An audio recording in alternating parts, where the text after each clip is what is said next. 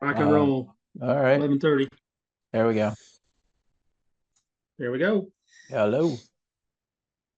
How's it going, guys? Gals? I don't see Margaret yet. There's Paul. There's Paul. There's There's Scott. Well, you're upside down. Oh, there you go. Sorry Are about you that. are you driving today? Are you in an office or what? Now I'm in Galveston, Texas, Nice. for the week for the month, and I'm sitting in my truck because it's a lot less quiet. Nice. yeah. Are you staying right on the beach? Yeah, we are. I don't know if Nice. you've been here before, but it's Delanera RV Park, but it is right on the beach, and Nice. yeah, it is nice. Except the weather's been very inclement here the whole time so far. Windy, rainy, cloudy, misty, terrible.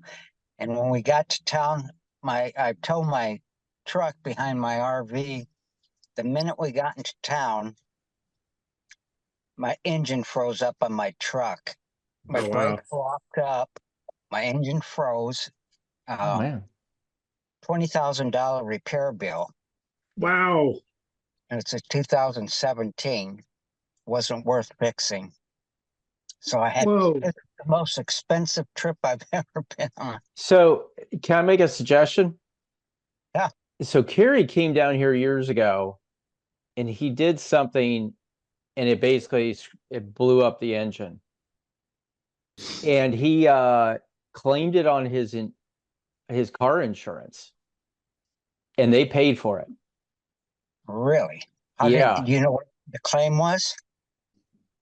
I don't know exactly. It's like the second time I've heard people doing it, but it was I don't know if they how they tagged it, but it was some sort of it related to car insurance, I guess. Oh, Ask Kerry, like email Kerry about it. uh-huh. And I don't know who it was through, but I think they paid for other than the deductible. And it was a BMW engine. Wow. Yeah, so they're pretty pricey as well to replace them. Yeah. But Well, they told me there was a 2 month hold nationwide on the engines, so they had to about replace the whole engine?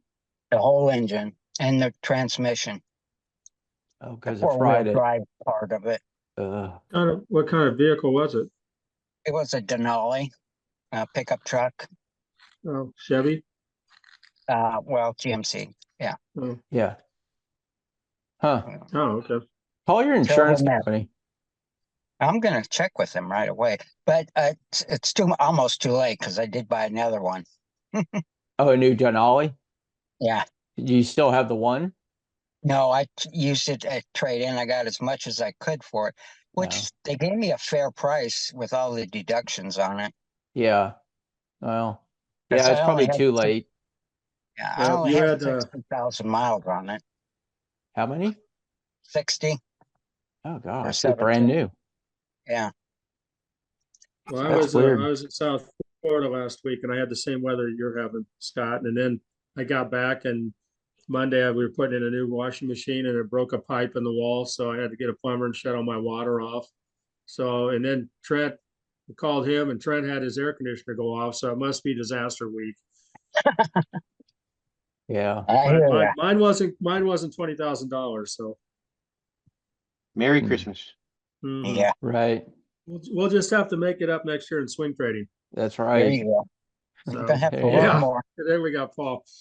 Well, I don't see Margaret. We Amen. can we can go ahead and get going. And anyway, Merry Christmas to everybody. This is the last Zoom before Christmas, and I'm going to be heading out to Arkansas, the springs down there next Friday. So I'm just thinking let's have a holiday week and not have a Zoom next week. Is that all right with everybody? Yeah. Sure. Good with me. Yeah. Because it's next week's going to be really slow. I mean, it's 3 day, 4 days, well, 3.5 because they'll probably cut it off early, and all the big traders are gone. They've been gone leaving this week. You can see volumes go down, and unless there's some big news, I expect it to be kind of sideways to quiet. next week unless anything comes up. But I'll put out a list of stocks if you want to look at them for next week. Just be careful because the volume's down, and your bids and your spreads might be a little different.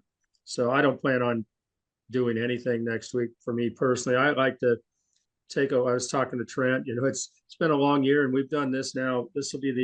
Next week will be a full year of doing the swing trading. And it takes a lot of time, and sometimes you just need some downtime away from the market. So we'll probably slow it down a little bit for next week. Right, Trent? Yeah, I think so. I've got like just with everything going on, like they all come in threes, right? Yeah, I think you got family. You got family down. I'm sure everyone else has family next week, and yeah, and all kinds of stuff. So we'll just do that. I'll put yeah, out lists, and I'll still be on the Discord until Friday, and we'll just go forward. So cool. hope everyone has a good holiday, and has a lot of plans, and get your family together. So this week I'm going to start market conditions for this week. It was an interesting week. So last week, we had the FOMC meeting, and Powell came out and basically said, we discussed, rate reductions in rates at the meeting, and we could have up to 3 or whatever, and then the market went nuts. And then over the weekend and during the first part of the week, you started seeing Fed governors come out, and I just wrote down a few of what they said. Austin Goolsbee said that the market might have misunderstood the central bank's intended message last week and countered the notion that the Fed is actively preparing for a series of rate cuts. I was confused a bit. Was the market just inputting, here's what we want them to be saying? So he's kind of walking it back. And then the Cleveland Fed president, Loretta Mester, she came out and said that financial markets had gotten a little bit ahead of the central bank and anticipating early interest rate cuts next year. San Francisco Fed President Mary Daly said that reductions to the U.S. central bank's benchmark rate are likely to be appropriate next year due to an improvement in the inflation this year, but she didn't say when or how many. Philadelphia Fed President Patrick Harker said that the U.S. central bank should begin to reduce its policy rate, albeit not immediately. It's important that we start to move rates down. We don't have to do it too fast, and we're not going to do it right away. Atlanta Fed President Raphael Bostic said Tuesday that the Fed has no current urgency to reduce U.S. interest rates, given the strength of the economy and the need to be sure that inflation will return to the central bank's 2% target. The Fed Bank Richmond President Thomas Markin welcomed the retreat in inflation, but refrained from saying how that affects his outlook for interest rate policy next year. So is anyone else confused besides me on where the Fed is going or what they're trying to do? Because I don't know if they're talking to each other. I don't know if they're in the same room. I don't know what they're doing, but it sure made the market take off. And the market still believes that by March, they have a meeting in January, and then by March, they're going to start cutting rates. And, it used to be, Powell was pretty stringent, and, we're going to be higher for longer. And then he came out with a dovish look last week, and seemed like some of these Fed chairs or presidents, like Austin Goolsbee, has been mostly a dove, and he's come out and backed down on it. So your guess is as good as mine, but it does affect the market as a market condition. But however, you can see this week, although the markets have gone up and down, we had a down day on Wednesday, it's pretty much sideways trading, and we'll look at a chart to see that. Today, the core PCE came out, and that's the Fed's favorite measure of inflation. That's minus food and energy. And the annual core inflation rate slowed to 3.2% from 3.5%. That's a new low since middle of 2021. It's still up. Again, it's their favorite inflation rate. The Federal Reserve predicts PCE inflation to be 2.8% and the core PCE inflation at 3.2% in 2023. Well, that's easy to predict now because we're almost done with 2023. And then they think both will be decreased to 2.4% the following year. And again, they can't even seem to get it right on how many rates they're going to cut next year, let alone predict what's going forward. So we have that today. I'm glad that we're pretty much done with news for the year. Treasuries were interesting. They had a treasury auction yesterday, And you know that the government's running now, basically they have overabundance. Janet Yellen is providing an overabundance of treasury notes and short-term bonds. And they're still, I just bought some notes yesterday or the day before or Tuesday, still at 5.3 something percent, for a 30 to 60-day note. So the rate is still pretty high on the short end. And so the auction came out on Wednesday. It was $13 billion 20-year bonds, and it had a yield of 4.21%. And there was an average, there was a below average demand. So it's going to be interesting to see who's going to buy these bonds and these notes, since China and Japan have cut back on buying them, and so they're relying on banks and us, the retail investor, to do that. When we look at jobless claims, the number of Americans vying for unemployment edged higher by 2,000 to 205,000 on the week, holding close to the 2-month low hit in the previous week, and well below the market expectations of 215,000. So again, jobless claims are not going up the way that the Fed is looking to have for their interest rate cuts. So continuing claims, which are claims that are continually going week to week, fell by 1,000 in the first week of December to 1.865. The expectation was 1.88. And the 4-week moving average was 212,000. GDP came out this week. The American economy expanded an annualized 4.9% in the third quarter, below the 5.2 in the second estimate, but matching the 4.9 initially reported in the advanced estimate. Still marks the strongest growth since Q4 2021. You can go and look at the figures, and you can see there's a lot of government spending. A lot of the stimulus money is still coming through from the Infrastructure Act, from the Inflation Reduction Act, and from the microchip or semiconductor act. That money's coming in, along with we're funding wars, and that money is all included in the GDP. So keep that in mind when you're looking at GDP. Housing was interesting this week. Sales of previously owned homes in the United States went up 0.8% month over month. They pretty much attribute that to lowering of interest rates and the lowering of the mortgage rate. We'll get to that in a second. Housing starts in the U.S. Went up 14.8% month over month, so starting new houses, annualizing at 1.56 million in November, the highest rate in 6 months, and well above the forecast of 1.36 million, again benefiting from the fall in the mortgage rates and low inventory. Starts for single-family homes jumped 18%, the highest level since April 2022.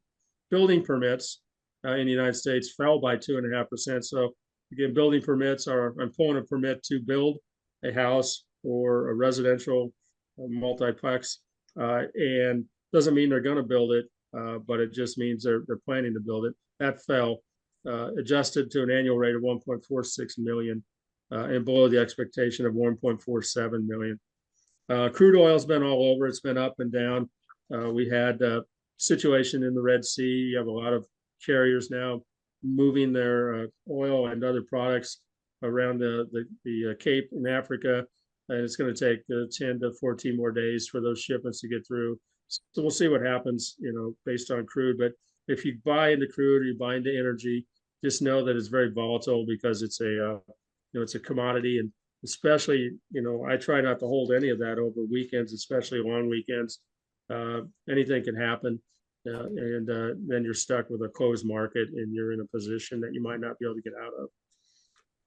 10-year Treasury yields, they fell below 3.85%. Again, that helps when Treasury yields fall. Trent and I were looking at this yesterday. You can usually see the stock market rise, and that's what we were seeing. The 30-year mortgage rate was at 6.67% as of the 21st, the lowest since June, and dropping for 8 consecutive weeks. The drop mirrored the sustained decline in the long-dated Treasury securities, which means our Treasury bills. And 1 year ago, the average rate was 6.27%, so we're still above what it was a year ago. We talk a little bit about manufacturing in the economy. Kansas City Fed's manufacturing production index was at a -4 in December. It was a little change, they said, from -3, but it did go down from the previous month. There was an increase in activity for non-durable goods, specifically food and beverages and plastics manufacturing. There was a decline in activity for durable goods, mainly due to metal and furniture manufacturing. The Philadelphia Fed Manufacturing Index came out and it declined to -10.5 in December from -5.9 in the prior month. So that was quite a bit of a drop, worse than the market estimates of a -3. This is the index 17th negative reading in the past 19 months. The new orders index dropped sharply from 1.3 to -25.6. So that's an interesting, that's a lot for manufacturing. And finally, kind of something that was interesting was this buy now, pay later kick that's going through. And I think Walmart is actually doing a buy now, pay later. And I got something in the mail from a credit card company, and they have an option of a buy now, pay later situation too. So I had a little story I saw. It said, with US credit card balances at record levels and defaults rising, more shoppers than ever are tapping buy now, pay later services on key shopping days to stretch their budgets. Consumer advocates are raising red flags about cash-strapped shoppers who are adding months-long loans with rates that can top out at 36%, a maximum lenders can charge in many states.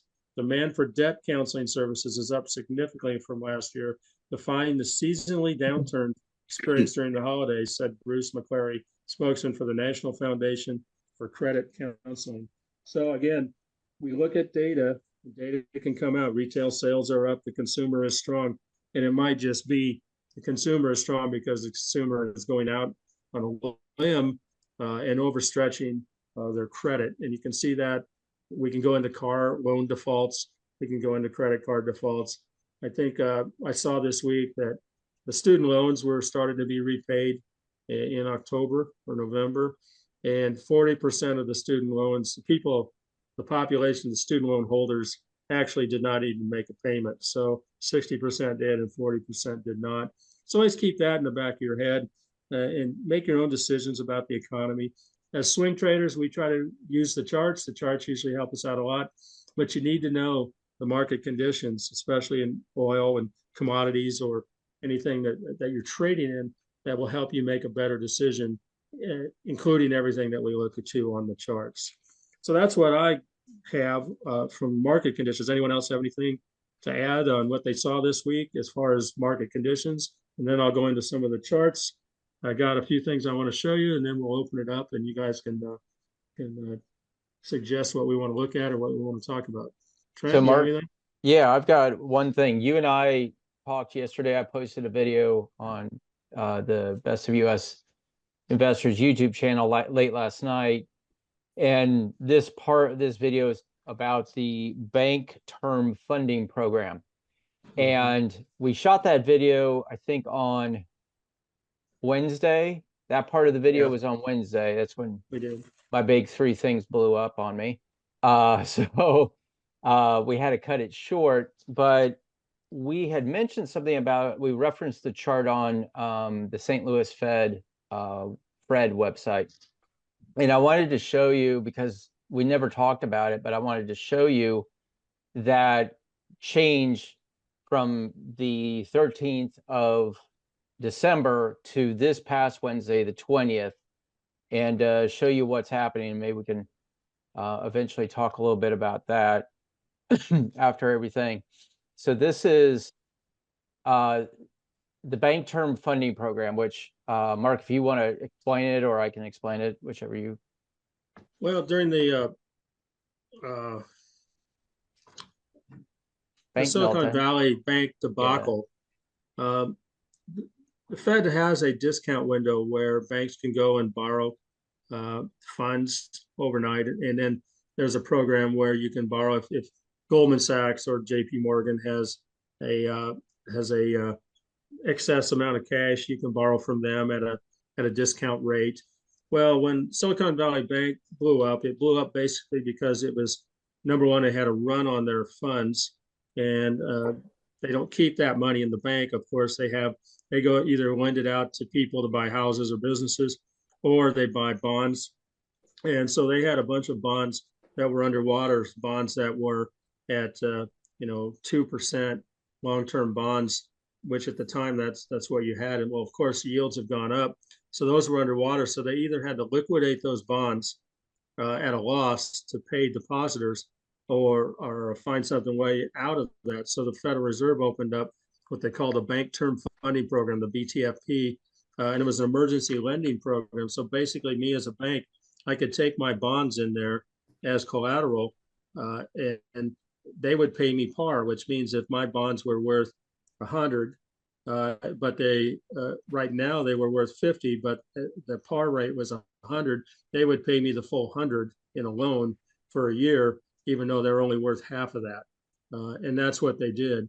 So anyway, this program ended up being pretty good. And we started looking at the chart that Trent has there. And I'm like, wow, the economy must be really bad, because or the banking sector must be really bad, because I'm seeing this big spike here at the end. I think it went from 120, what was 120 billion to 156 billion, just within a few months here. And so I looked into it, and basically what has happened is banks are using this now.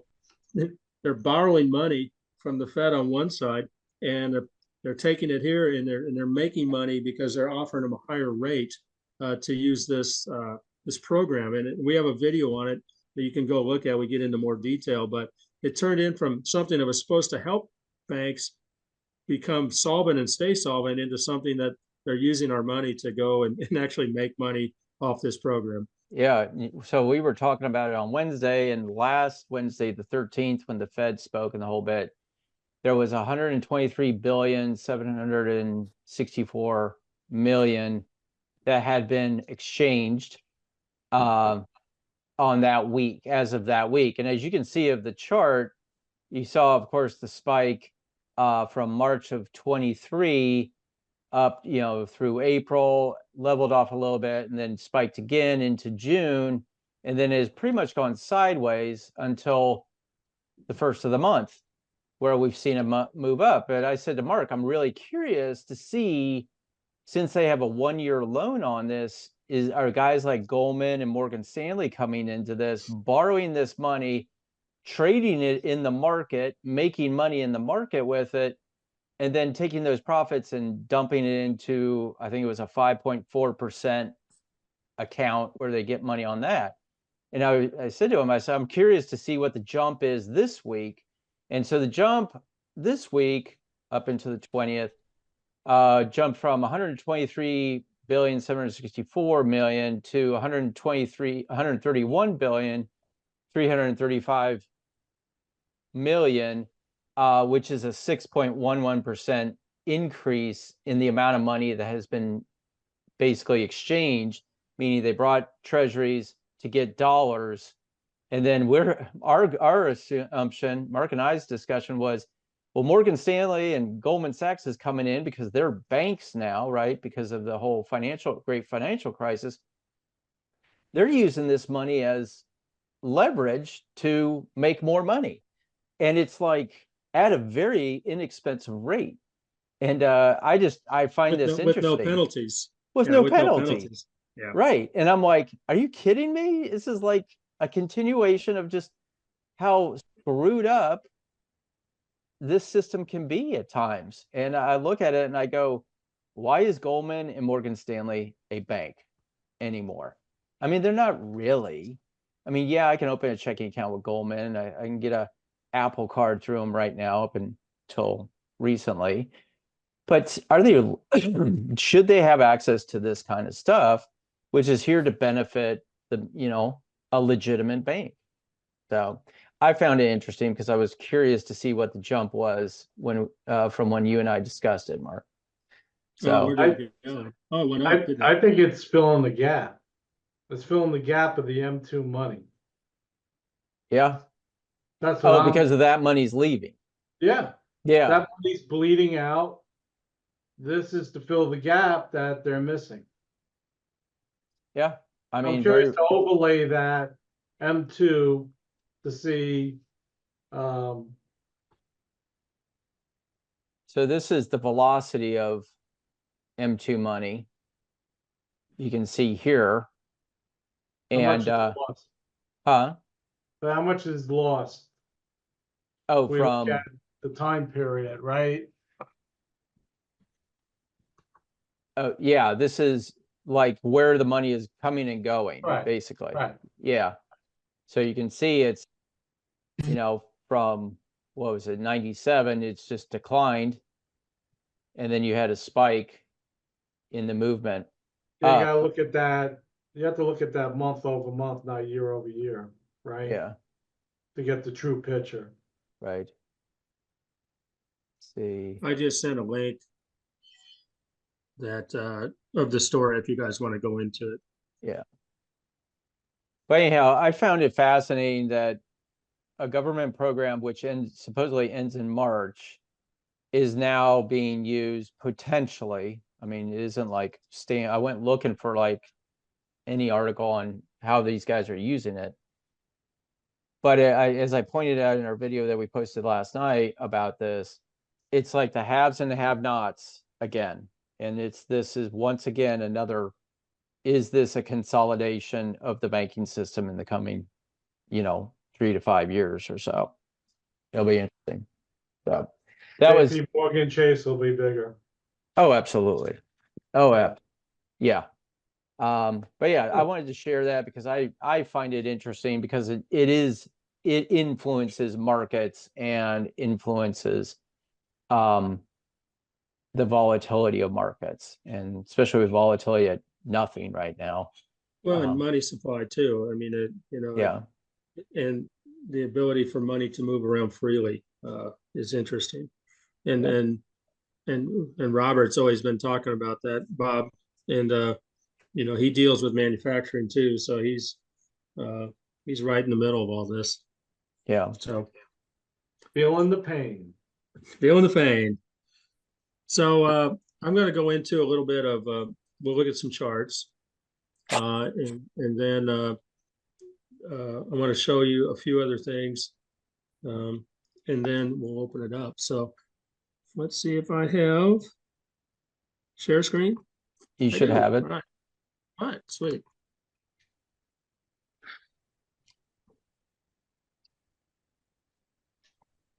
So here's our S&P 500. This is our week. I mean, we've had a big week. This was our down day where, but if you back it off and look at it, you can see we're just going pretty much sideways. You have intermediate resistance. You have sell stops right above the intermediate resistance. Our Bollinger Band is kind of flattening a little bit. You still have a rising 50, you have a rising 200, a rising 9, and a rising 20. Still look at all the oscillators. They're flat, high and flat and rolling.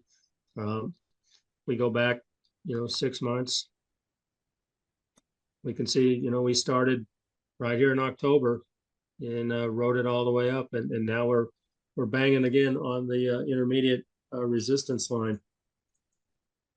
Take a look at the Dow, the DIA. We're seeing the same pattern. Okay, seeing a bunch of sideways patterns up, sideways patterns up, sideways patterns. So it's just a matter of are we gonna run out of steam, or what's going to happen? And I think next week is going to continue this pattern. I don't know anything for sure. It's just based on volume, and everyone's going to be gone unless something happens in the market. That's what we're going to see. And then even for the NASDAQ, you see we up, sideways, sideways. So I would expect that again next week.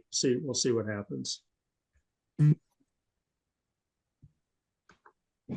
Okay, let me go over to try to do this fairly quick today, just so we have more time for questions and things.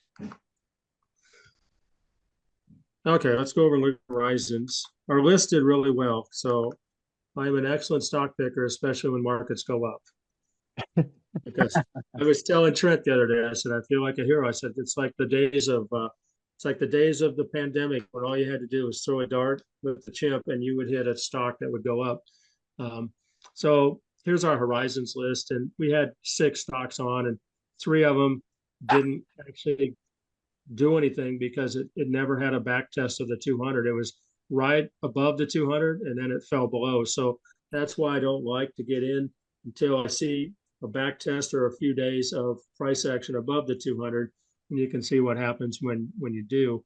We had a couple, Omicron, $20, and we lost one. Here's $6 on Texas Instruments, but our prize was Steris.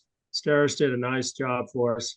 Went up since we put it on the list about $6.55 a share, which on 100 shares, if you had a paper traded, it'd be about $655.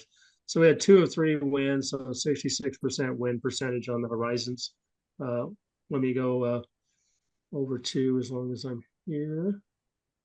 Well, let me go, and I'm going to go look at SDE real quick. Okay.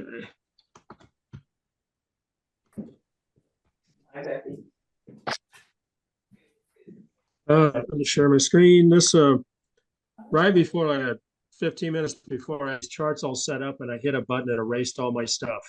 So I had to recreate them really quick. So hopefully they look good. So here's STE. You can see the price action was below the 200, and right in here, I wish I would have caught it a little further on the under 200 list. You can see we got above the 9, but we didn't get in. I was watching the 200, and it crossed over the 200 here. Then we had a back test of the 200. This is what I was talking about. It bounced down. And so here's where it went on the list at this point right here, 212.64. You can see it rode up. This has been an interesting week. When it hit, it went above the Bollinger, and I left it and went above, and then it closed below the Bollinger the next day. And then today, yesterday, it spiked up.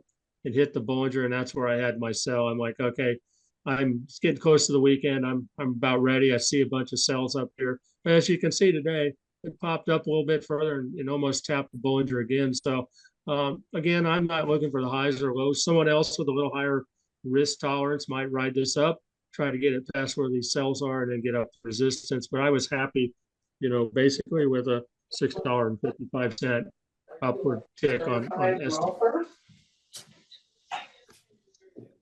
I'm going to go back. We'll look at the 200 list. Yeah. This one's done pretty well too. Get it up. Share my screen. That was a nice one. Yeah. So this list did pretty well this week. We're only down 1 so far with 2 openings still in here, and we're well up. So we're going to have, pretty good 7 of 8 wins. I didn't put it in here yet.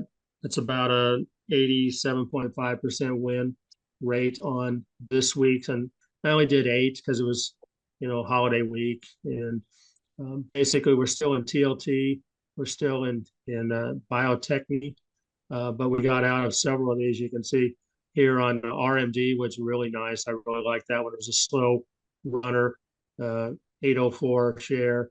The only one we lost on was Advanced Auto Parts, but because we have stops in, it stopped us out with a small loss, and we made that back up here in Devon Energy. But we're still up 926 here and $7 on TLT. So it was a nice week for this list, and it also helps. It helps when the market does what it does. And on those it was a Wednesday when we dropped, in the afternoon, it just dropped, and Trent put a nice chart up there, that showed the motion of the market over those last 2 hours.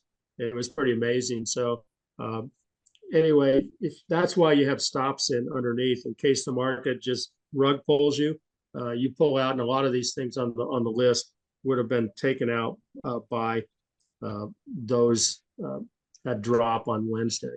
Let's go look at. I do think it's one of those, more people should see how fast, it took 5 days to create 600 billion in market cap, and it took 2 hours to erase it. Yeah. I mean, and that's where I think risk management and learning to put in stops, even though you may get stopped out real quick or something, but shoot, can you imagine those people who bought the SPY in the morning? You know, it's like, holy crap, that just went away. Do you have that? I mean, when I'm done, it'd be nice if you have that one keyed up, you can show it. Yeah, You I still can have see it. that? Yeah, I'll see Okay. if I can find it. Okay. Yeah. Here's we're the one we're still in both the paper trade portfolio, and this started out in the 200 list, and we didn't get into this one until kind of late. You know, look at this nice channel, you know, that it's following, but we didn't get into, you know, about right in here at 68.31, and then here was a big old day. It popped up. That was a nice day. Could have got out, you know, at a support level here, crossed over the 200. Okay, at any point in here, you could have taken half off, taken it all off. I decided to let it run because we were having such a, you know, a good week last week, and then this week, here was Wednesday where it dropped down. You see, it didn't drop down that much, and we were still above the 200. I think I had my limits were set somewhere in this area down here in case it dropped down, but it never. I think it was the 200, never hit the 200. Of course, yesterday it went up. Today we're down a little bit. We're still above the medium channel. Here's your middle channel level. Here's your lower channel level, and here's some cells right up here at 79.83. And I think if it hit there, that's probably where I'd be out at this point on tech. But right now, we're up quite a bit. We're up 28. Well, what are we up? Well, let's see, it's $68 is when we got in. We're sitting at $77. So we're up 11 bucks on this one right now. So we're still in. TLT. I just love these old bond ones because again, here's your channel. Oops. Yep, where'd it go? Here's your channel. It's just falling right between the channel. You come up and again, it's yields must be going up today because you see the bonds down, but it's still above the 9, still above the 200. And we've got some cells up here. These are, you know, there's just not much as far as much volatility in the TLTs. There's a lot more than there used to be, but you know, this one I just let set, and you may want to take half off, but I think rates are going to continue. The yields are going to continue to go down a bit, which is going to make the TLT continue to go up. So I'm going to hold on to this one for a little while and see where it goes because our cost basis is 91.48 right here, and we're still rolling, and we are at 98.50 right now, so $7 up. So that's a good one too. That was the 200 list and in the paper trade portfolio. Now I want to go into resistance level because Margaret did some trades this week, and I was watching, and she got out of them pretty well. And one of them, and Margaret, you can talk on any of these you want, was hold on. I'm not going to go to what Margaret did yet. I'm just going to show you some stocks first. Sorry about that. And of how powerful the resistance level is. And we'll start here. This is IVZ Invesco. You can see it had a nice run up. And then here's our intermediate resistance level. Boom, 2, 3, 4, 5, 6. Now it's popped up one day. Okay, I don't consider that something to be joyous about yet because we're right here where the cells are. You can see it popped right up. Well, I'll show you a couple more. Well, it does this, it'll pop above. But as long as you're in a sideways pattern, you know, I wouldn't myself personally get into this position until it showed me an upward or a downward trend. Because unless you're going to go, you know, and kind of trade between the, you know, the lows and the highs, you know, you might be able to do that. But it's not something that I would get into just because it hasn't decided which way it's going to break out. And that intermediate resistance level is a tough level. Let's look at VRTX. Same thing. See, it popped up over here, came back down. Now it's below and it's just having trouble. And then right next to it, you see all your people have their cells in right here. Again, it's undecided on where it's going to go. It's tough to trade up in this area. Let's go look at Caterpillar.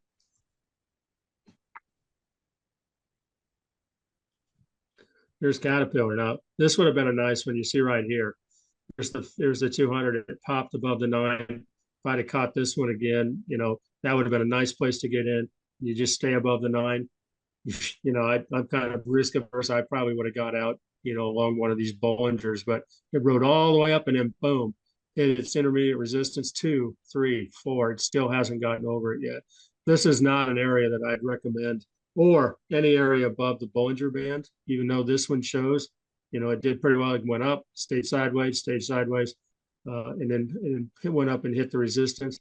I try not to buy when it's above Bollinger Band. If it's running along the Bollinger, that's a better deal. But then we hit resistance, and you can see what happened to Caterpillar, and we're just still sitting there today. And then PWR. Again, here's PWR. You can see it was running up, and you're above the Bollinger Band, and it's pretty strong. We had a good market this week. Hit resistance, went above resistance, sideways. Now you've got the 9 and the resistance right together, and we'll have to see what happens. Starting to see a curl up, maybe a curl down on the Bollinger, sideways movement. We'll see if it can get past that. If it can make a run up, you got a ways till you see the seller traders have it up a little higher, so they might be anticipating run up, but I don't see it at this point yet. I'm just still seeing kind of flat, and we're seeing the RS or the stochastic kind of bending over here. So that's the power resistance. So, Margaret was playing around the resistance lines today or this week, and I'll show you some of her charts, but I try not to, again, this would have been a good one. You had the 9 crossover, the 200, would have been nice to get in at this point. If you didn't get a full candle close, you could have rode this all the way up and hit that resistance and got out, there or at any one of these Bollinger Bands. You'd have made a nice profit on those. Let's look at support, because support is equally important on the other side.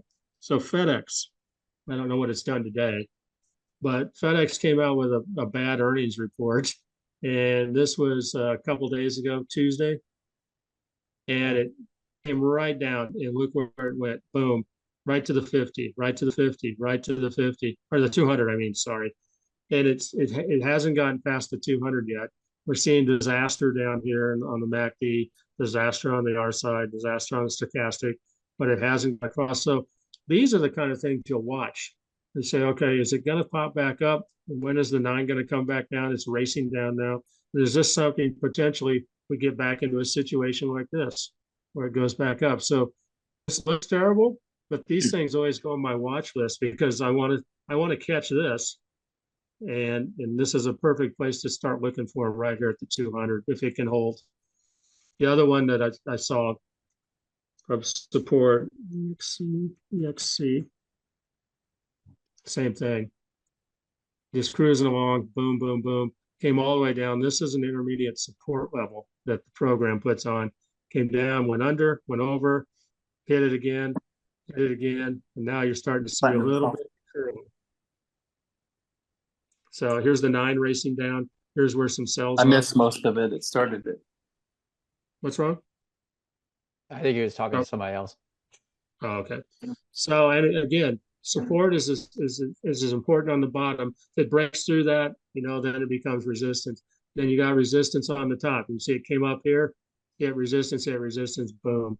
So that's why I make it so important that we look at support and resistance. And that's the baseline for when I start looking at where you want to get in and where you want to get out.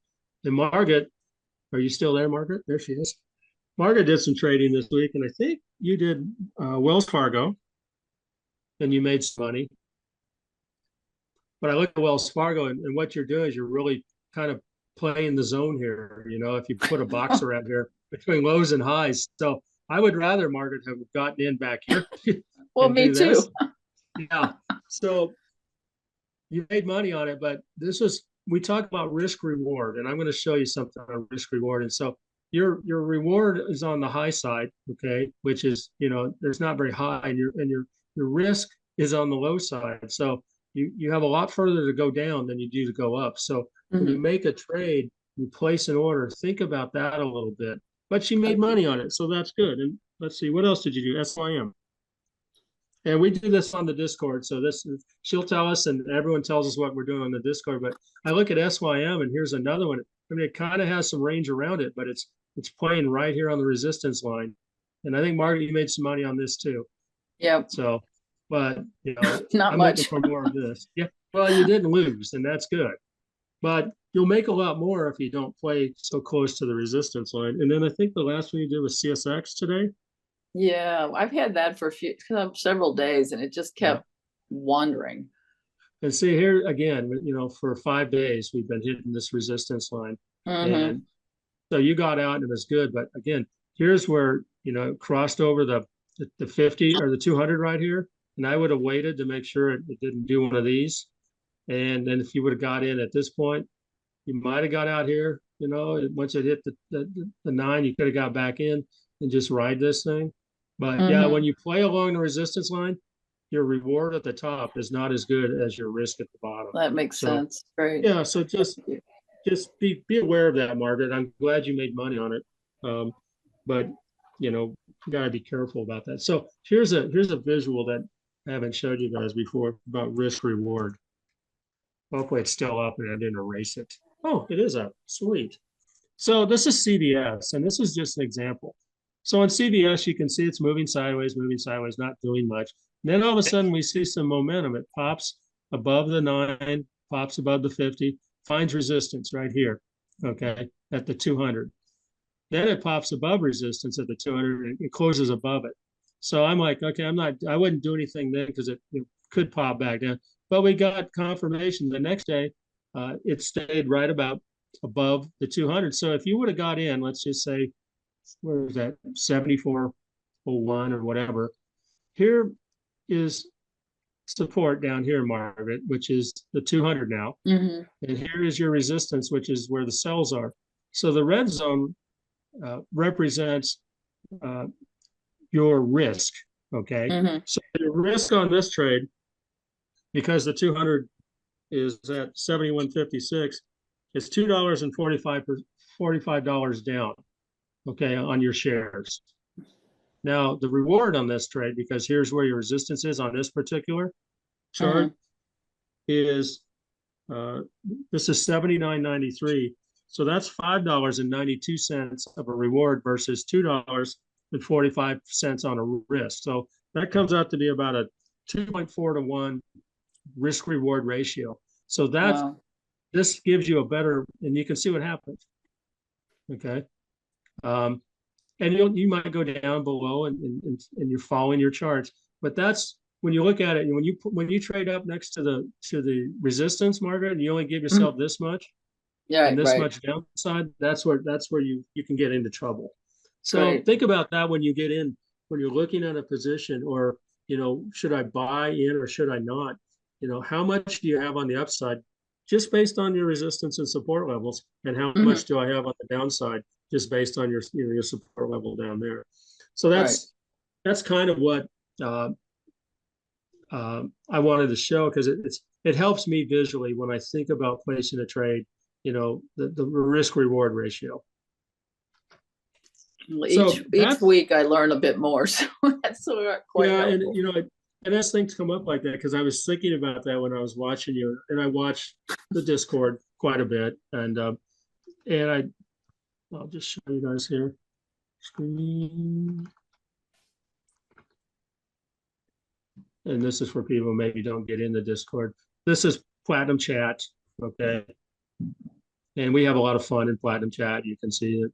When people make good trades, everyone gets on and kind of gives them a good. Oh, here's a good one. Farmer Bob. But we talk a lot about different things. Here we were talking about oil. Paul and I were talking about oil, and I think he got out of Devon. Yeah. Here was CTRA. And again, here's Margaret. Margaret got out. Paul did Microsoft, I think. Some charts we looked at. Some tacos. Oh, here's your. Yeah, click that. Okay, so here's what happened to the market. I don't know if you guys can see it. I don't know if I can make it bigger. I think you can click and make it bigger. Like you go down to the square here to the right. Yeah. Oh, here we go. Okay. So was that it? Yeah, it's 8 seconds long. Yeah. So this was the market on Wednesday, just in 2 hour time period, right? Yeah. So what that you're looking at is a breadth chart of the S&P 500. So red is sell, green is of course buy.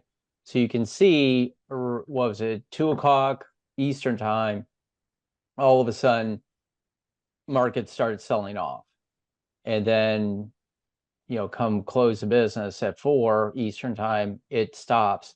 But what's interesting is the research I have found is this is an example of program or volatility trading. And a lot of your insurance and annuity companies base their portfolios based on volatility and risk factors.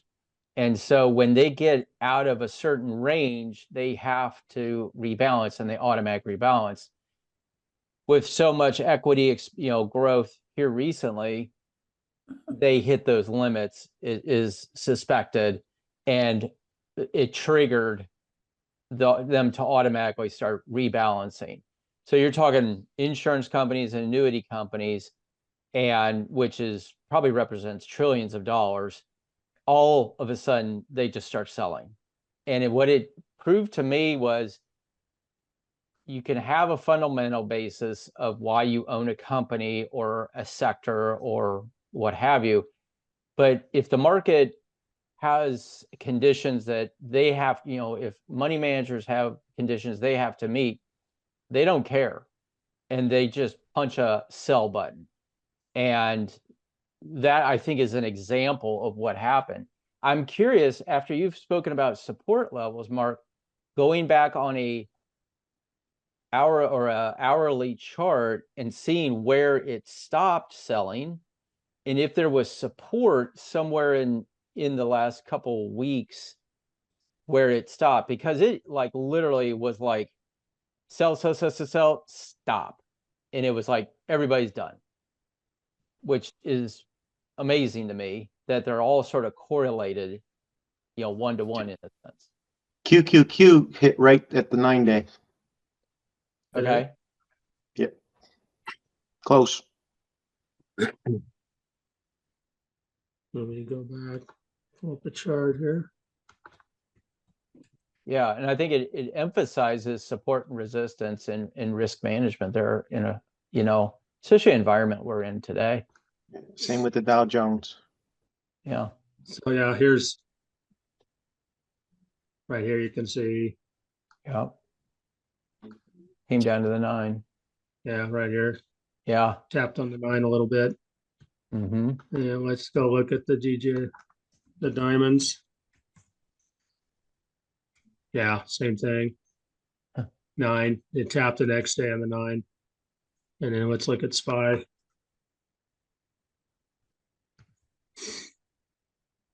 Yeah, SPY did the same thing, right on the 9.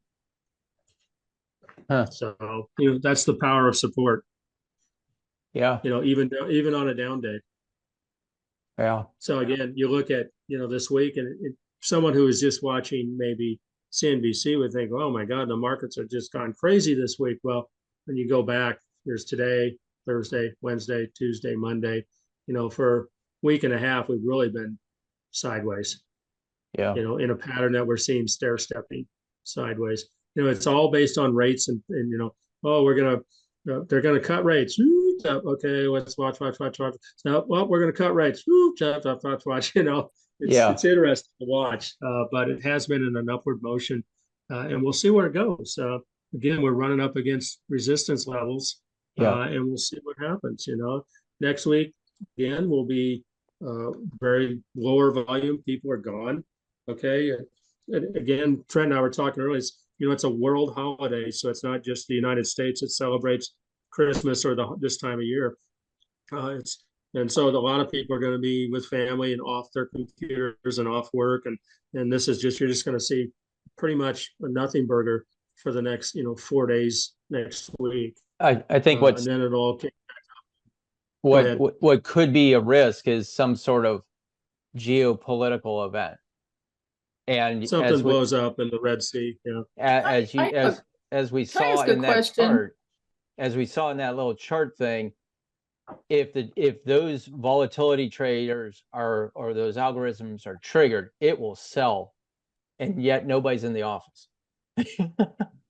So it's be Yeah. Can I careful next ask- week. Go Can I ahead. ask a question about, you were talking about geopolitical events, and on that day when that sell-off happened, at like 10 o'clock that morning, Russia did something with, you guys are much more economically savvy than I am, but they did something with, it was Austria and another country and Germany. taking some, yeah. Do you Yeah, think we had that was that. at all related to what happened on that day later with the market?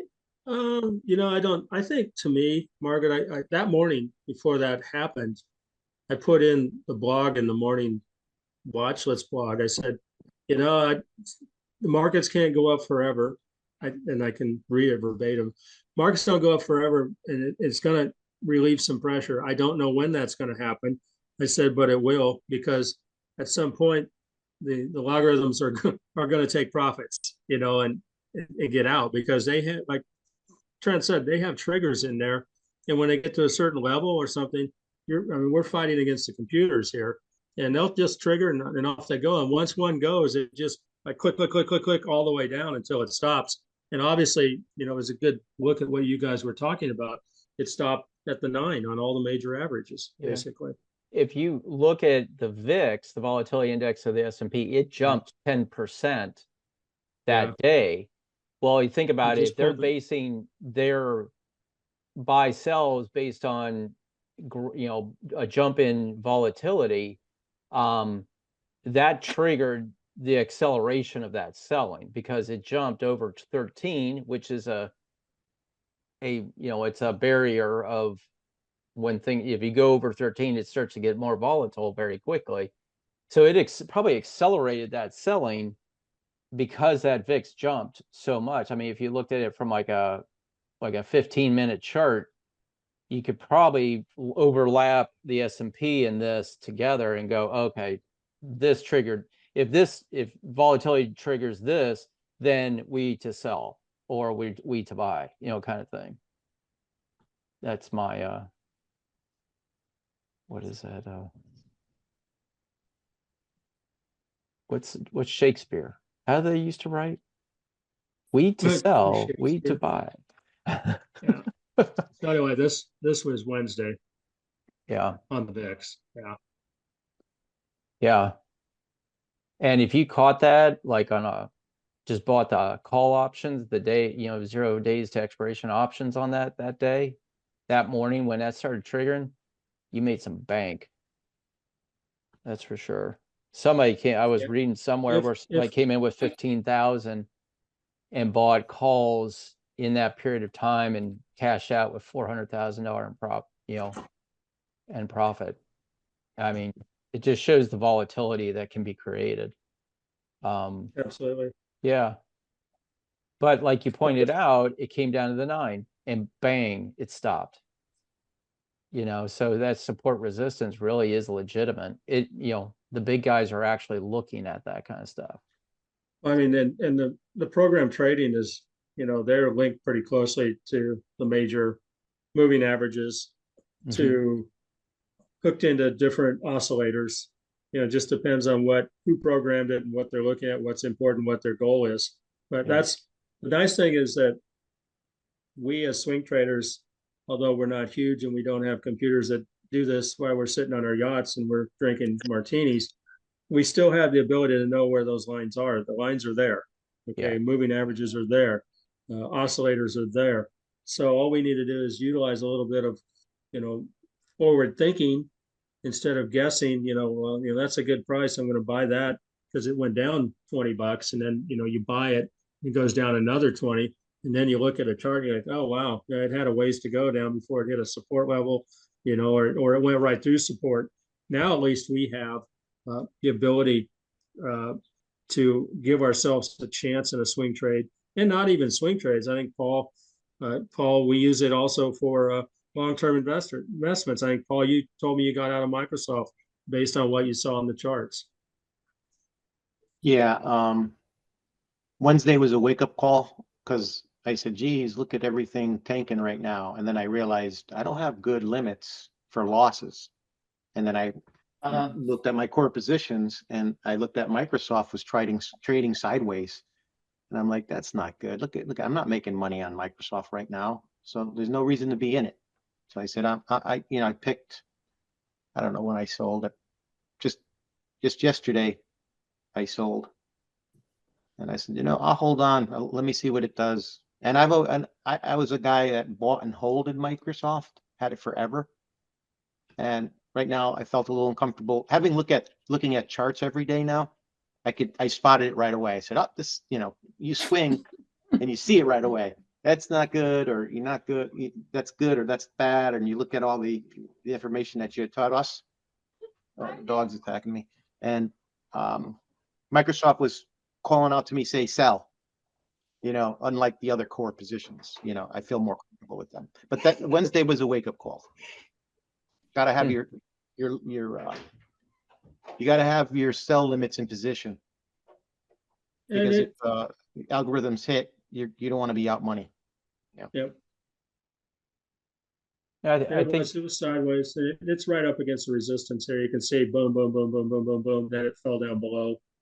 And, it's tough. And you see the sales right here fall right above resistance. So people are ready to get out too. And you're seeing, the Bollinger's narrowed up because it's a sideways pattern. And you just got to wait. It could pop up higher or it could go lower, and that's why we look at, here's the MACD. The MACD is negative. It's been negative since here. We'll see what happens. I think the it's- most important thing, and Paul, you just pointed it out, when you sit here and look at charts on a regular basis, and really you start to see patterns, you start to see behavioral patterns, and I think that can be applied as well to a long-term portfolio, is looking at what are the patterns. And there's patterns in everything. If it's not, it's stocks, it's bonds, it's economic data, it's just, you go to the store and you see human behavior, like Mark's put, has talked about the buy now, pay later programs. I mean, they're really pushing this stuff right now because everybody's tapped out on credit card, their limits on credit cards. So they're going somewhere else to buy. I'm curious when my local grocery store is going to offer that to me. Come in and buy a week's worth of groceries when you can pay over 6 months or something like that. I mean, honestly, what happened was interesting. I had to replace my AC unit. That was number 2 issue I had this week. And they said, hey, you can go through Wells Fargo and get a 6 months free, same as cash kind of thing, kind of financing. I was like, no, I don't want to get sucked into that. No, thanks. But there's more and more, they're looking for opportunities to, and I think that's a strain on the consumer in a big way. Well, it will be. And the difference with groceries are it's not like they can come repossess your groceries. Oh, they can. I don't think they want it, but they can. Well, they have to dig up your septic, maybe. I don't know. I have a few questions. Sure. It's time to ask? Okay. Yeah. I know you have a couple videos on the current website, and there was one video that was pretty good quite a while ago that I can go find on YouTube. But is there any other current educational material that you can direct me to? The other thing is I use Sink and Swim. Is that a good program? And then the third question I have is, how do you access the Platinum chat? Is it on the old website, the new website? I haven't been able to access it. I have Platinum, so. The Platinum? Yeah. Okay, so first on education, sort of funny you brought this up. Mark and I were talking about this week collecting some old video content we talked about in education. I'm actually take this where we talk about resistance and support, and I'm going to create a video and I'm going to put that on the website as well. Earlier today, I spoke to Kerry, and somebody asked about, how do I open a brokerage account? How do I put a trade in? So Mark's done a couple things on the Discord under the Platinum channel on education. So that is something that next week is sort of a slower week. I'm going to focus on putting educational stuff on the website. So that, to answer that question, But it's for trading though, right? You're what's gonna do that? stuff. You're gonna do education for swing trading, correct? That, but as Kerry and I spoke earlier this morning, we need to start offering how do you set up a brokerage account? How do you create a diversified portfolio? What is an RMD? Because you have until the end of the year to get your RMD, required minimum distribution, taken care of. How, Okay. what are your options? So we're going to expand the education beyond just swing trading. Okay. So that is Um, part of the project we're working on for next year.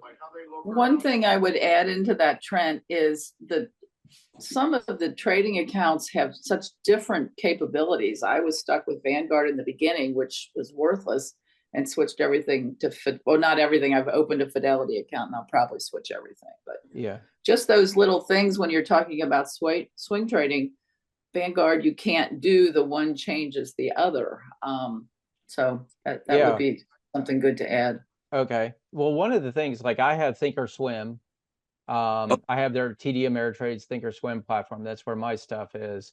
And I haven't explored bond trading with them. I just haven't come around to that, or haven't done that. And I'm like, oh, do they have that access to it? Whereas I know Active Trader with Fidelity does. And so one of the things I think would probably be beneficial is just go through the top platforms like Fidelity, Charles Schwab, Thinkorswim, E-Trade, and just go through. I mean, it's going to take some effort because I don't have any. I only have one of them. So, and just create some pluses and minuses to give people that kind of thing. That'd be good. Yeah. I use Fidelity because it's just been easier for me. I can link a bunch of accounts together and move money, and it's been good for me. That's that's why I use it. Okay. And then And how do you access the Platinum chat? Is it on the old Discord website? It's on the Discord. That's where do you have access to the Discord? Is that the old site? The Discord, is that the old website? It's a chat room. It's not on a website. It's on its own exclusive chat room that it's partnered with Best of Us. It's this right here. I don't know if you have this, but this is Best of Us Discord, and the top part of it's the Platinum channel. So if you're in Platinum, you have access to all this information, and we do a lot of talking here in the Platinum channel. I have what they call Mark's office. You can ask questions and I get back to you. We have watch lists. How did you? I think I have is that the ones that's $40 a month? No, that's not it. Okay, so this is something else.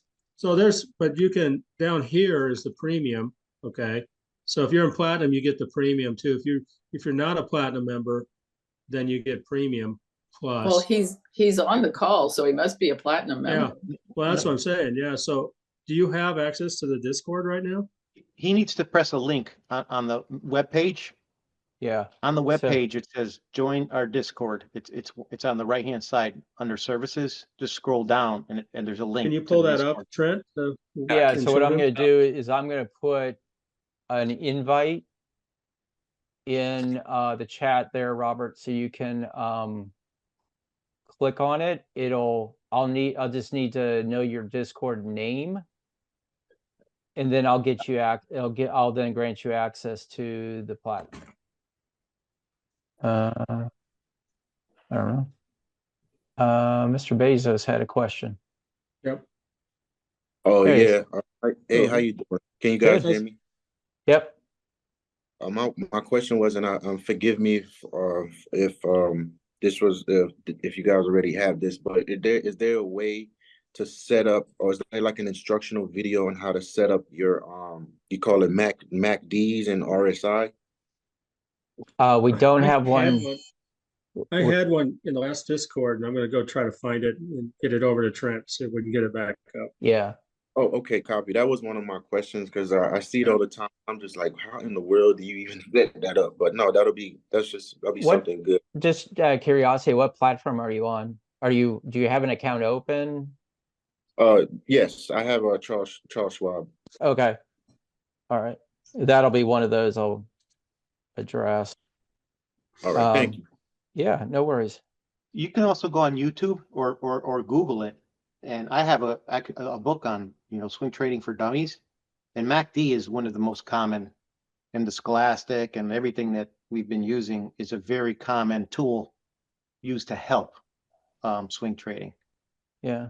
There on Yeah. your Charles Schwab platform, you should be able to see indicators, some sort of tab in there that says indicators. Click on that and type in MACD, and it should pull it up, and you should be able to add it to your chart. Not having used Charles Schwab since the 90s, most likely that's the way you do it. Do you have, Bezos, do you have Street Smart Edge? Did you download that? Yeah, I did. I downloaded it about 2 days ago. So ever since I joined the Platinum channel, I said I got to get the appropriate brokerage account to be able to to be able to look at the charts. And like I said, my thing was just trying to understand the basics, like what level do I put my MACD at or stuff like that. But yes, I So do. Thank you. if you have, There's a tutorial. Street There's a Smart, tutorial on Yeah. the website if already. you have Street Smart Edge, you can set all that up. Okay. If you go on YouTube and type in tutorials on Street Mark Edge, you'll get all the instructions on how to do that. Okay. Will do. To Thank set you. up everything, the MACD, everything is there for that Okay. particular software. Okay. Thank you. This, if you go to the Discord and you come up to Platinum Swing Trading channel and you see Platinum Swing Trading Guidelines, these are my basic trading guidelines that you have access to. Nope, it opens up here.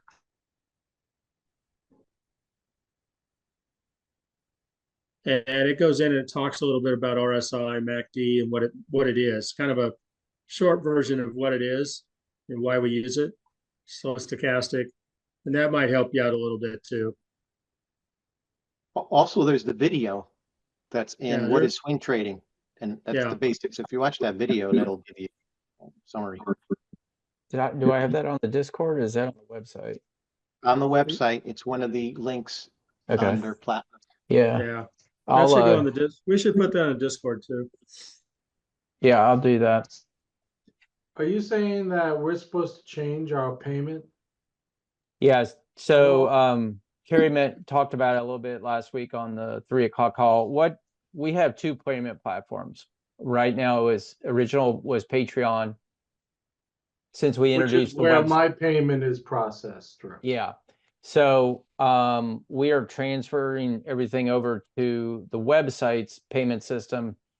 For one, just so we have one payment system, but 2, Patreon costs us a lot of money. And we'd rather not give up all that money to Patreon because they have their processing fee plus their fee plus something else. Whereas on the website through their processing, it's straightforward and simple, and we eliminate a lot of costs. I get it. I Yeah. get it. So Okay. what's the process? You go on, I'll send you a link. I sent out an email, I think earlier this week, to Platinum members, where you click on the link, you'll get a 10% discount on your fee if you subscribe. We're trying to get this all done by end of the January and get everything transferred over. So whatever we're paying there, we're gonna pay the same, hit You're the gonna pay link, less. 10% less than that? Yeah, so it's $60 for Platinum, or if you move over to the Right. website, we're discounted by Yeah. 10%. So can you send me a link again? I probably didn't read it. Yep, I'll look it up and send it over to I you. read it but my payment information was on the website, so that's why I didn't do anything. It was The already credit there? card, well, the credit card number was there and I assumed it was being charged through the website. Okay, let me So double so check if you didn't do it, then the website is shutting you down? Something like that. I'm having a What's going on with that? communication issue between the people who have signed up. I'm just busting your chops. It's all right. I'm used to it. What's the This is title of why the next email? week was supposed to be It a is the silent season, week. Robert. Exactly. Yeah. Hey Trent, what's the title of the email? Oh, we need your He's help. looking for it. Paul's looking for it now. Let me see. See, no one's reading the emails. I called know. We need your help. Yeah. I probably deleted it. Oh, come on. Lots of respect for you, Trent. Well, I sent him a text and I saw my credit card information said, well, oh, here it You is. better Yeah. we flag need it your in a help. different, Let me those see if, type of emails. let me see Anyway. if, let me see if I December can. 19th. If you could resend it to me, I'll take care of it. But then December what 19th. happens on Patreon? Is it gonna stop there or I'm gonna get So told? one of the things I have to go, you can go through and cancel your membership, or I'm gonna go double check to see if your membership still active, and I'll cancel it there. So I found What because the if I don't I want- email. paid for the month already and now I'm overlapping? Yeah, the problem is I have no way of, you can wait until the date. I believe I put the date when your next renewal is, Yep. and you could do it then. And I think a All lot right, of people, send me that's the what, email. okay. Should I, Trent, I found the email, my renewal date is January 11th. But I don't have access to Platinum now. Should I just sit tight and let you take a look, or should Yeah, I? let me, I'm gonna put my cell phone number on here on the chat. I don't think it shows up on this video.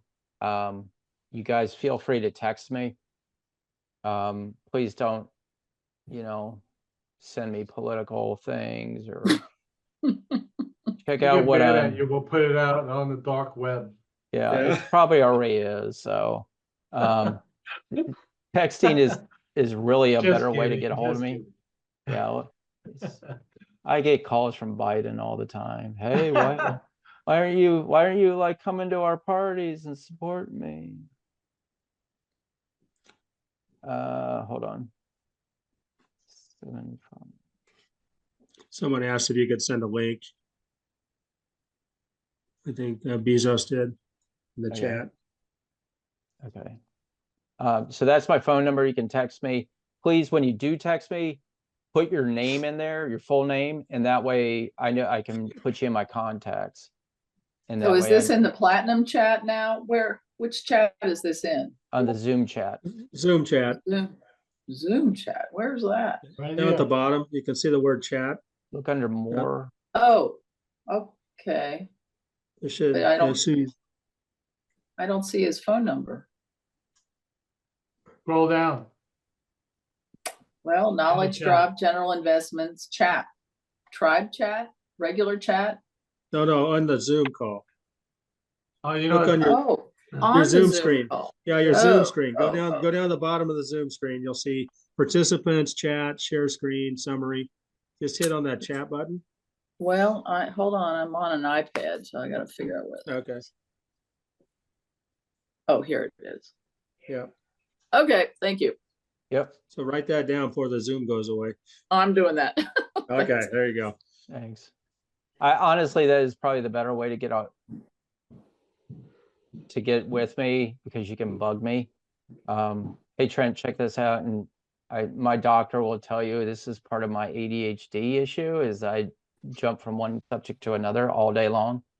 So just text me, because I'm very good at responding to that typically.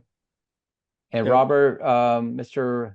Gona, did you get my text there? And there's Me? no, the other Robert. Oh. The guy was trying to get on Discord. Oh, Lombardi. Yeah. He's on still. Maybe are you there, Robert? Okay. We All right. had two screens up for a while. He did. Okay. Okay. So we talked a little, I don't know, Robert, if you were on, we were talking about the Kansas City and Philadelphia manufacturing information that came out this week, but it was low again. Are you still seeing that in your manufacturing? Yes. Okay. But I did see today that said durable goods came in crazy high and I don't buy that. There's something wrong there. Cars, as we all know about cars, and we know about wash machines and dryers, you know, it's this, it's all behind. So, I helped out Oh. this week with a new washing machine, and Trent helped out with a new HVAC unit, so. oh, it's very nice of you guys. Oh, Yeah, yeah. that's probably where the spike came from, Bob. Washers and screws, but I'm Yeah. not Well, seeing it. I had a Not new seeing it furnace in on the top Monday. line yet. Mark, see, Never mind the Marcus helped bottom out line. too. I didn't get to the top line. Yeah, and Scott, he helped out with in the automobile world. He got a new truck, so Oh, good for you. yeah, well, he had to. I don't think it was good for you, the Yeah. reasoning behind it. So, Well, anyway, does all of anyone, a does sudden, that, I don't know if you guys saw, but all of a sudden I'm seeing car dealers, BMW, you know, the high-end cars, they're running sales. Are they X5, really? biggest selling car in their line, they're running sales on them now, right? Yep. The electric cars, I just got a advertisement for the electric cars, like they're slashing the numbers. They can't move these things. They got to Yep. move them by year's end. Well, you know, good luck? it's a problem. Yeah. Well, I think, like we talked about before, I think if you have cash and your time is coming to have some bargains come up on everything. So I just want to tell you a little story. My son's car came up for lease, for a new lease. And do you know that BMW is making us sign a non-export agreement now? Because of the gray market. It just it chaps my ass about that, where they make you sign their agreements, because the dealership is liable if that car ends up in China, because China, a BMW in China is like 50% more than it is in the States. There's a gray market. They buy them new here and then throw them on the ships and they sell them over there. But just as a side story, all these dealers in the United States are starting to make us sign agreements to enforce that, and they're going after. If you Google it, they're going after anybody that's exporting, or take it to Germany. You buy a house in Germany, and you take the car, you ship it out to Germany. They're going to come after you for it. Is that on That's a lease crazy. only or when you buy a car? So they're making you, even if you lease it, which my son's was a lease, they're making you sign it at the time you lease the car, because you could buy the car out under the contract and then ship it overseas. They're doing that too. I remember back in the 80s, they were bringing them here to the United States. Yeah, but now it goes the other way because it Wow. costs too much over there, and they can't get enough of them allegedly. But I don't know. I'm not Interesting. there, so I don't know. But just something that they're making people. I put up a big fuss about it. I told him I wasn't taking the car. Anyway, I ended up bending over on this one, but I told him he's not getting another deal from me. That's Wow. my last BMW. You know, that is the third most expensive car to fix.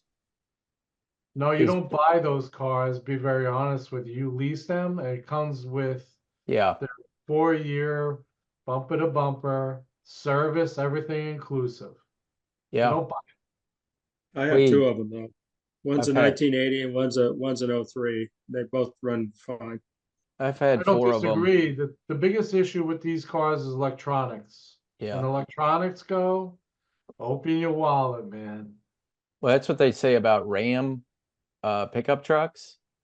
Is like one of the number one expensive trucks to have because the electronics and a handful of other things as well.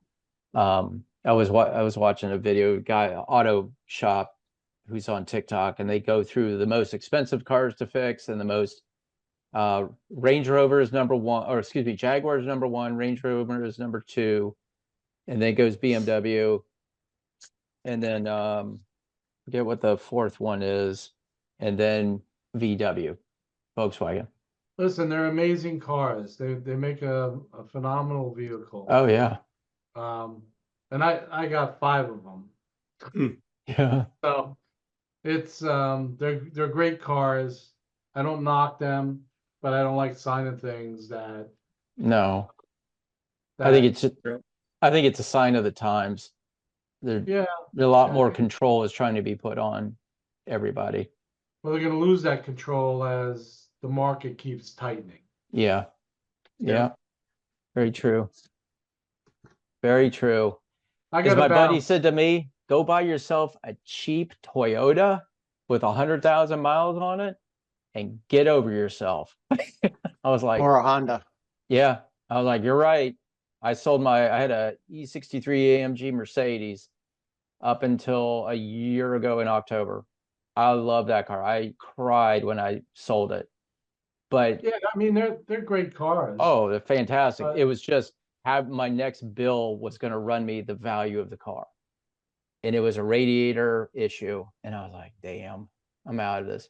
So I bought a Nissan Xterra for like 9,000 bucks. I drive around in a tin can now. My wife's like, it is actually a really peppy car. I'm like, it's great. No, it doesn't cost me anything. I haven't fixed it. I've seen it. Looks nice. Yeah, it does all right. It's We followed you down the highway. We followed you down the highway. right. It's one of those things I'm like, I went from BMWs, Mercedes to golly, it cost, I think what really triggered it was when I took my Mercedes in to replace the brakes on it, and it ran me $4,000.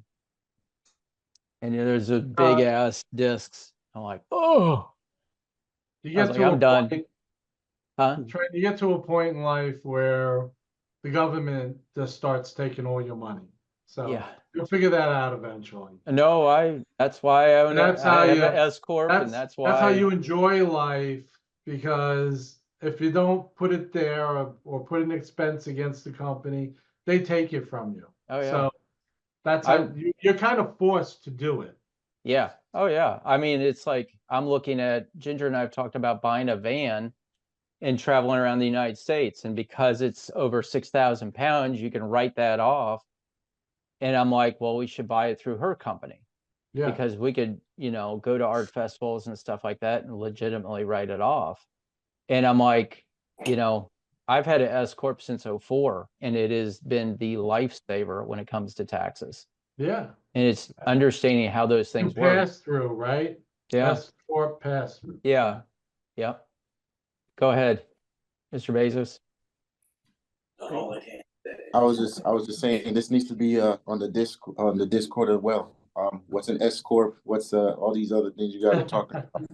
That's Okay. good information. There's a lot to learn there. It's too much. I every time I come to these classes, I have my pen and pad, and I'm like, man, I'm always learning something new. And S corp at eight, all these corps. I'm like, man, we just need this. No, this is good. Thank you guys so much for spreading your knowledge to young folks. We appreciate it. I'll tell you a quick story. My daughter is a social media manager / influencer. She runs around with a group of friends, a couple. They blew up during COVID. They're pulling down about 300,000-400,000 a year as influencers. And they, until a year ago, were sole proprietors. And they just were they were talking to my daughter, Haley, and they're like, I just don't, we got to write our quarterly check. And Haley's like, oh, really? And blah, blah, blah. They were just talking business. And she goes, yeah, he goes, we made like 300 last year and we took home 120. And Haley goes, what? She goes, how is that possible? And she's like, well, that's just what our CPA says. And Haley goes, well, like, do you have a LLC or a S Corp? And they go, what's that? We've asked our CPA about this, but they say that we don't qualify. And Haley goes, I have an S Corp. And my tax rate is below 20%. And it's the way it's structured. Whoever that is needs a better accountant. So anyways, Haley says, you need to talk to our CPA. This was a year ago. He sets him up. and structures it so they of course have a W-2 income and then distributions, and they're now pocketing so much money, and they're able to write off expenses. They travel a lot, so they write off a lot of That's all stuff. expense. It's Yeah. all expense. And Yeah. here's the thing: I had one client once, a client of mine. He was a real estate developer. He says it's the one thing the U.S. government will never get rid of are LLCs and S corps, because they all have them, because they all run their businesses and side businesses through them. And because if they did, they'd be cutting their own throats. So I've got a 23-year-old who has a LLC. My wife's got an LLC. I've got an S corp. I mean, my youngest will probably start selling art here in the next year. I'm like, you'll set up an LLC. It's a powerful tool. It's a powerful tool. But you're right, Mr. Bezos. We need to put something up like that. Boy, this next week is expanding when it comes to workload. Hey guys, I gotta jump. All right. Yeah, Paul, this- Everybody have a great holiday You too. Okay. and see you on the other Yeah. side. Yeah, we're not gonna have a meeting next week, so, Yeah, I'm going straight through, so. okay, all right. All right. Take care. All right. Take care. Take care. Bye. Take care, Robert. All Trent, right, can- anything else? Anything else while we're on? It's been kind of a long meeting, but it's a good one. Anyone else have anything? Just want to note that, Yeah. Oh. since before the Fed meeting, it seemed like I felt it was very overbought. Not that it's not now, but the breadth certainly has changed with everybody focusing on, oh, when we're going to lower rates and so forth. So it's like relieve some of that pressure. Like just even our Zoom meetings or just the narrative on television or anywhere I see. So I'm just noticing, I don't know if you guys noticed it. It's like since the Fed meeting, that was a pivot. And now there's a different feeling in the market. Yeah, You guys Yeah. up on that? definitely. I mean, you see the breadth, it's more than just the Mag 7 anymore. And, I call it just euphoria. Now. And we'll see how it goes. But, normally, historically, and Trent, you can back me up on this, when you start seeing the Fed not raise anymore and they go flat, and then the first time they start actually lowering rates is when you normally start seeing a lag effect, and the market goes down after that. I think we looked at a chart like that too, didn't we, Trent? Yeah, I think I posted something on the Discord where it was the market and then the Fed when they lower rates, and what the market eventually does. Is that what you're talking about?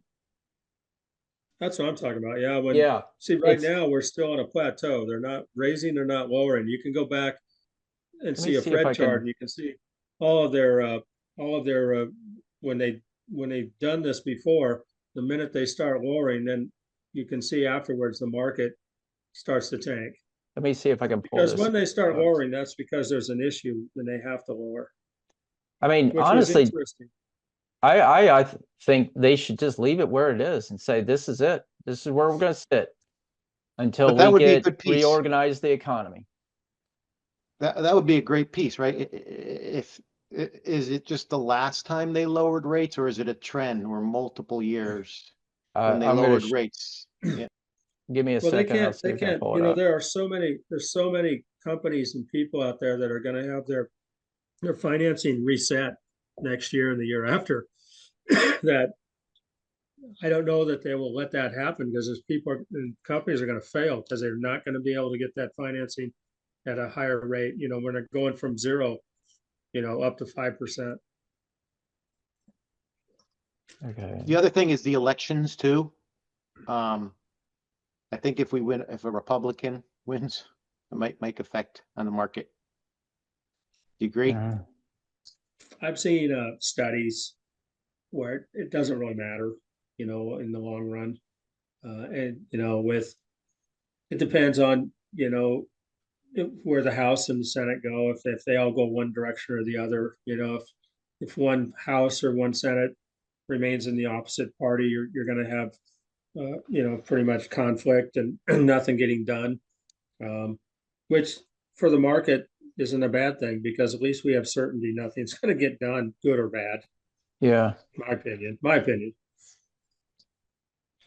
Let's see here. I don't know if this is right. Mm. I'm just gonna put this up so maybe we can work through this.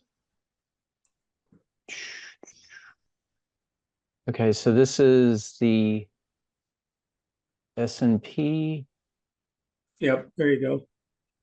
and So look the, at, you can see the Fed funds rate where it plateaus each time. You got one on the left side, kind of in the left middle, and then on the right.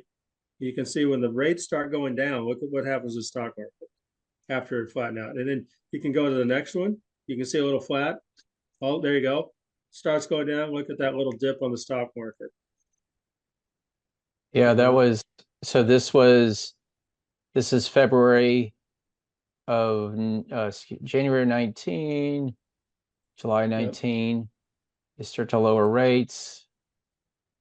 That's January 20 to January of 2020. They go to zero rates basically, Yep, you can and see the what market happens to goes the down. market. They go, Yep. market goes up when rates are zero. And now you have this environment where We're you're flattening raising out. rates Yeah. and pulls the market down a bit. 22, market rises. So if they start lowering rates, then that is, I guess, the sign we'll probably see one of these again. Oh, how far can I go back on this? So that the gold is rates and the red is market. Yeah, the Fed is Fed rates is the red, and the gold is the S&P 500. Now you can see they plateaued several times, and then when they start lowering rates, you can see the market follows it down. Yeah. Yeah, I mean, that's history. Okay, so take it for what it's worth. but you look at this span of time where we went to zero rates in 09, basically February of 09, and we went sideways. And this is where all the free money comes in, and look at where the market went. Yep. They raised rates again. It went down. This is COVID here. They went to zero rates again. Market goes up. Now we're to this environment where it went back down in 22. It's gone up, sort of normalizing. But chances are, support and resistance, all that kind of stuff. I think, if they start lowering rates, that is not a good thing. So something to take into account. Well, they mostly say they lower rates because something broke, is what they always say. Yeah. It's Yeah. inevitable that they're going to lower rates. It's going to happen. We just don't know when. But where can I get that information, that chart, Trent? If you're using So- trading views, Yeah. that's so what I do is I just I'm go. not using trading views. Any other, I guess I can Google it. You could go to Fred, the Federal Uh-huh. Reserve, St. Louis Federal Reserve, Yeah. FRED, St. Louis, and they'll Yeah. have it on there. Yeah. And you can Okay, thank overlap. you. Yeah. But yeah, it's not a good when they talk about lowering rates and they're all excited about it. I'm like, that's not a good thing. No, you lower rates. Historically, yeah. Yeah. I mean, historical, I think for the last 30 or 40 years, historical Fed funds rate of 4.76% is sort of the mean. And so if you get back to that, then you got normal environment. Then you have then you have, if you do have to lower rates because the economy tanks or something happens, you have that distance. But when you go to zero, there's no place, you can't go any further down. So That's free I think money. they should leave them. I think if they're going to lower them a quarter point and just, bring it to 5%, leave it. I think it's a non-issue till March. That's when the next time. The earliest it possibly could be is March. Yeah, it could be January. To- They have a you're saying January 31st meeting. It could be To an announce- emergency. They could if they wanted. Yeah. But again, I read what the Fed governors are saying. I don't think they know what they're doing. No. And it's almost like they're celebrities now, and they try to get out there. And I just wish there wasn't a Fed, and we just let the market rates go where the market rates go. like it used to be, you know, and let the market decide what the interest rate is. Yeah. And the bond market does it anyway, because all the Fed can control is the short-term rate, the 2-year basically, you know, and sometimes it spills over, but the bond market's bigger than the equity market, and the bond market will dictate. You follow, if you have a chart at some point, pull up the 2-year treasury and then look at the Fed rate, and you'll see that the Fed rate follows the 2-year treasury.